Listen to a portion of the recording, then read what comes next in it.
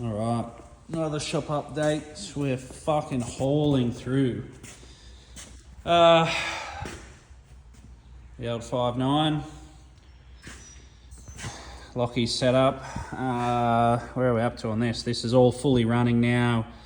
Bleeding up the trans. We've done the gauges, a couple other bits and pieces. We just got the FFM mirror airbox. Just sort of fixing the inner guard panel. It was all cracked and stuff because I had a battery on this side with no braces and that sort of thing. Snorkel, King Fab, yeah. That'll go on next. So yeah, this thing's all up and running. Airbox will get powder coated.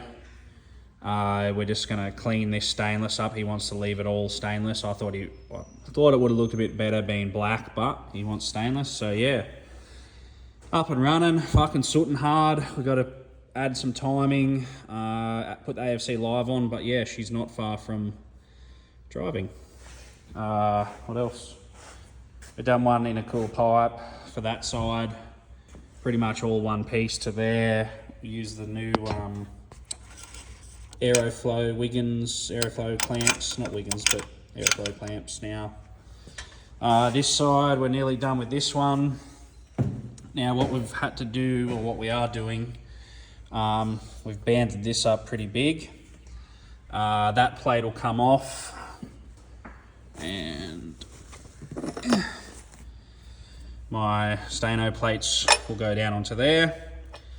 So we'll build a full intake pipe, sort of come down through here, under there, and across to there.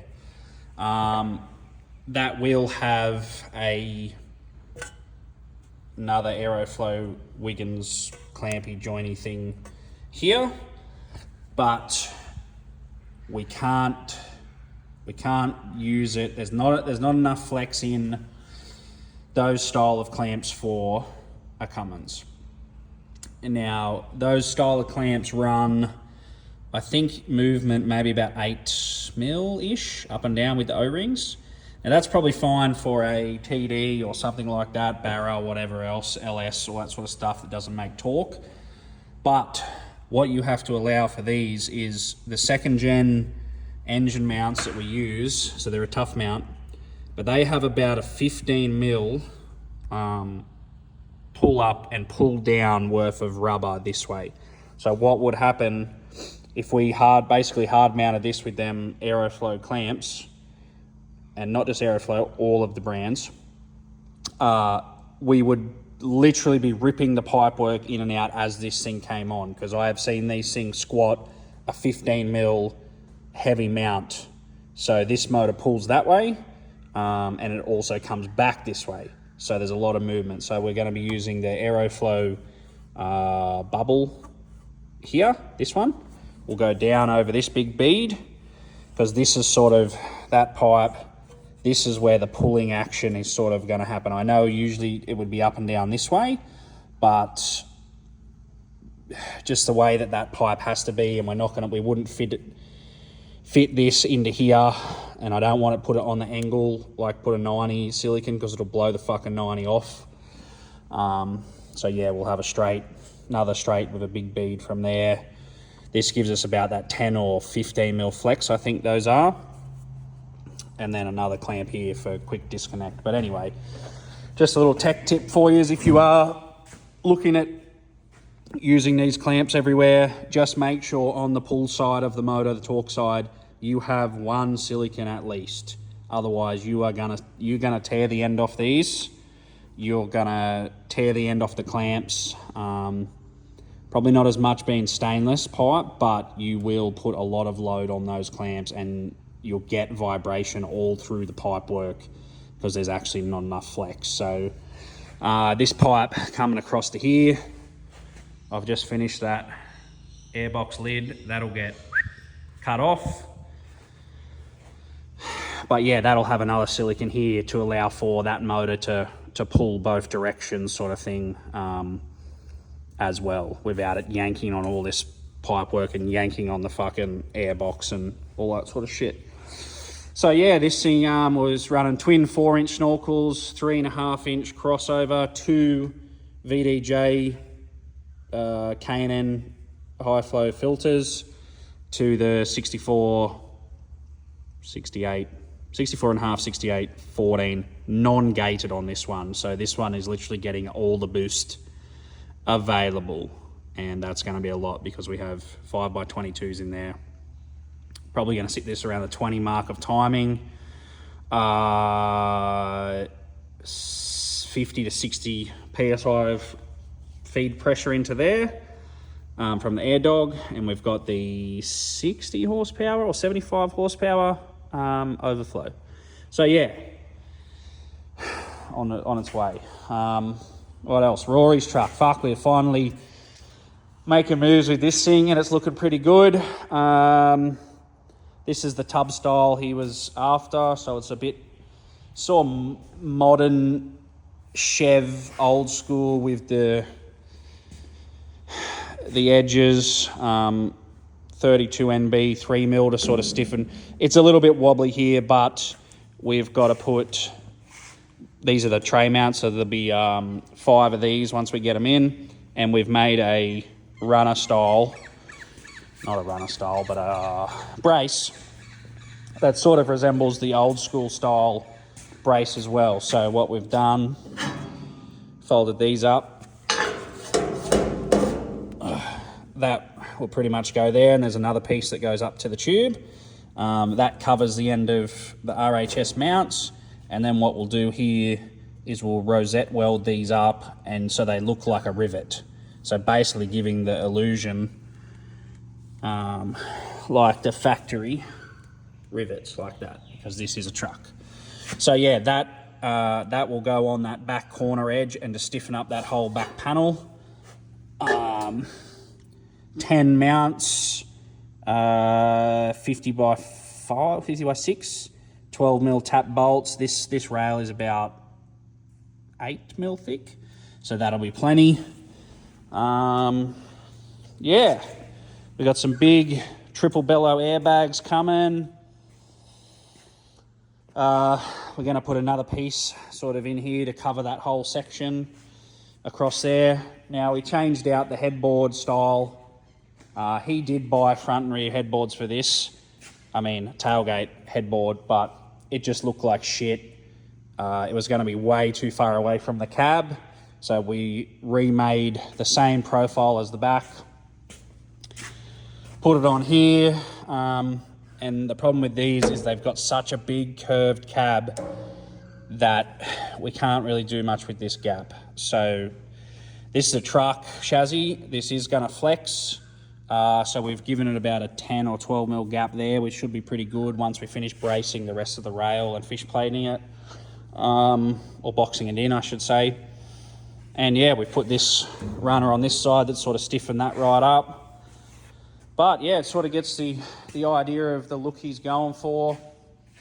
And he's got 2 big 15 litre, I think they're Scania Conrads. Should have got some Cummins, but because this is a Cummins. But anyway, this is what he wants. So, the size of this fucking thing, which is going to work out pretty good because I think that sits 100 mil or 110 mil light straight in, and then that one does like a 60 mil light. So we'll probably have reverse and then a multi blinker brake parker in there. So just undecided whether we're going to go that way or we're going to go that way. But we're getting there. Yeah, fucking monster. Absolute monster job, this. Fully built, folded, all done, CAD modelled in-house. Not folded in-house, but CAD modelled in-house. Folded by another mate of ours. We fully put it together. Fucking hectic. Anyway. Chris's car, when you're nearly ready to drop the cab back on, we got to fill the floor panel in, do a bit more painting, a couple other bits. Yeah, get it ready to go all back on, but it's pretty much almost. What else we got? 80 series, we've done the oils front to back, full service, intake manifold, gaskets, intake clean, fixed a few other things with the turbo, put some clamps on the fucking catch can hoses because they were pissing out, timing belt, water pump, what else? Checked all the brakes, adjusted the handbrake, fixed the AC because it came in here with the AC pump was fucking seized. So yeah, it's nearly ready to go home. Oh, swivel hub rebuild, the whole lot. I just got to retension them after we drive it. Fucking planes. Another common rail utes straight out of Canberra. Apparently they rang every man and their dog and no one wanted to fucking touch it. So all said it was too hard. So they brought it up to us as per usual, and it'll be getting fully engineered, New South Wales rego, yada, yada, yada. They supplied the motor. We got to look at the brakes, a couple other things. It's an old leafy drum brake thing. But yeah, it's an 09 common rail, full of water. They ingested some water and fucking down she went. So what else? Oh, Matt's car. TD swap we're just nearly finished on. This was a all 4x4 motor that they kindly sold to me. We've done a couple other things. SKT 11mm 100cc pump, I think 110cc, something like that. Arashi turbo, etc. from RMS Performance, 3-inch exhaust. We're just waiting on a Radius Fab pod box to come for that. And HPD top mount bolt-on intercooler kit, which should be more than enough for what this guy is doing. He's going to just do more highway driving than anything. This thing will only sit around 16 pound of boost, probably make that 180, 60, 165, 180 mark, depends on how hard he wants to push it. It's completely stock anyway, outside tyres, so he doesn't need a lot of power to get this thing fucking moving. But yeah, nice little upgrades for him. Set of gauges, VDO, boost, EGT, water temp is our normal. And yeah, put the heat shield back on once we're done with the intake pipe. So it'll run 4-inch intake into there up to the factory snorkel. And yeah, catch can as well going back on, clean up a bit of the other wiring. But yeah, we are fucking hauling through the jobs. Never enough time in the day. But anyway, yeah, just fucking look at this thing. Like, it's fucking big. Anyway, we're getting there. We've sent out a few purchase order things, quotes, get some rolled guards made up. Yeah, she's fucking, she's big. But anyway, fucking getting through it.